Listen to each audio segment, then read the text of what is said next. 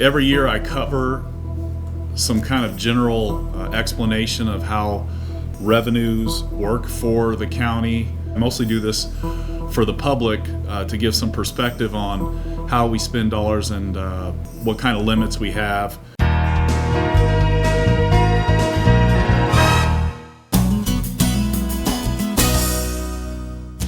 After months of preparation and planning, the Jackson County Budget Committee recently held public hearings to hear departmental presentations and review the recommended budget for 2020-21. Jackson County Administrator Danny Jordan begins this process with an overview to help set the foundation for the 6-member Budget Committee. First thing is we get what we call operating revenues. We like operating revenues because it's how we provide services for the citizens. These are revenues that we get that are constant, they're predictable. They are things like our property tax base where we can typically make a stable projection and depend on it into the future. Non-operating revenue we like also, but we don't typically use this to deliver services because it can't be depended on into the future, and it includes things like building our fund balance or our savings account, reserves, and any kind of windfall that we might receive, such as we sell a property or we receive some kind of funding authorization that we didn't expect that's one time or a limited duration revenue. And then when we look at operating and non-operating revenue, we have dedicated, which is for a specific purpose. So these are things that we receive funding for that we do essentially under a contract or a legal requirement. And then we have non-dedicated revenue, and that's where we get to make the decision. So the budget committee, while you review all of the budgets, typically you're focused on making the largest choices around non-dedicated operating revenue. And that's probably our favorite kind of revenue because it's where you do get to make the decision and it's where you get to make the biggest impact on services from a local level.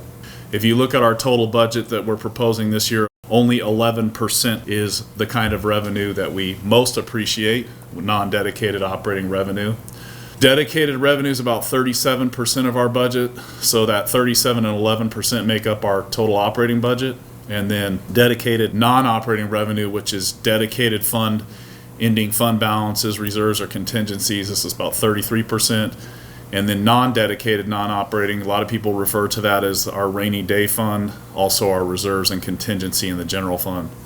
When people say we have all of these millions of dollars and why can't we do a lot of things that people want us to do, about 11% of that total budget is where you get to make the major decisions about what we spend the money on.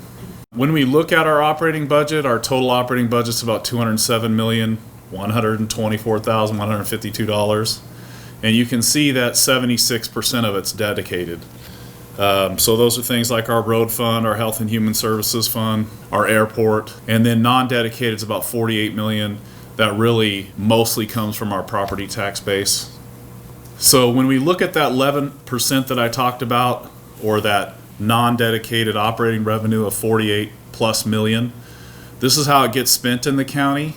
And it is based on the Budget Committee's priority of public safety and public health. And you can see here, it actually shows about 79% of that non-dedicated operating revenue gets spent on public safety between our Sheriff's Office, Community Justice, and DA.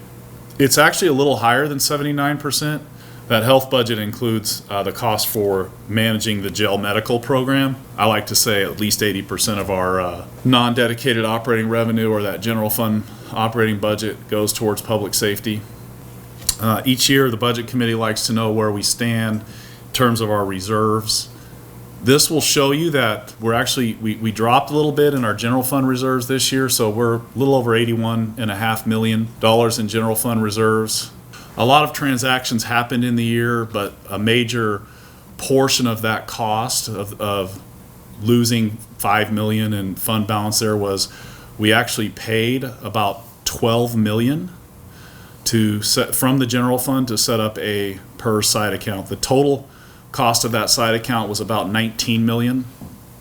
The reason why, usually it's about 50-50 between dedicated and general funds. The reason why the general fund picked up a larger portion is we had assigned to us, which we're litigating, but currently shows on our books a transitional liability from the dissolution of the job council, and we had to charge that portion. We had to pay off the transitional liability up front in order to qualify for a side account, so we had to pay that portion from the general fund because we couldn't charge dedicated funds a cost from a separate entity dissolving. So that would have dropped us, 12 million roughly in our general fund balance. As you can see, we only dropped 5 million, which means we had underspent in other places in the general fund. So we actually netted out fairly well, considering we had to set up this PERS, or we did set up the PERS side account. When we look at that 81 million, we have 60 million sitting in a reserve rainy day fund. That is sitting there, was planned with the intention of being able to be used towards the potential construction of a new jail if the referral passed. And then we have general fund reserves cash flow of about 11.5 million. And then our other general fund reserves and contingency are about 10 million, and that's been consistent with what we've budgeted for several years. So this is showing our total reserves, contingency, ending fund balance of about 173.5 million. That's an increase of almost about 9 million, 8.5, 9 million. So we're sitting on large reserves, which is a good position for us to be sitting in, especially dealing with what we're facing right now.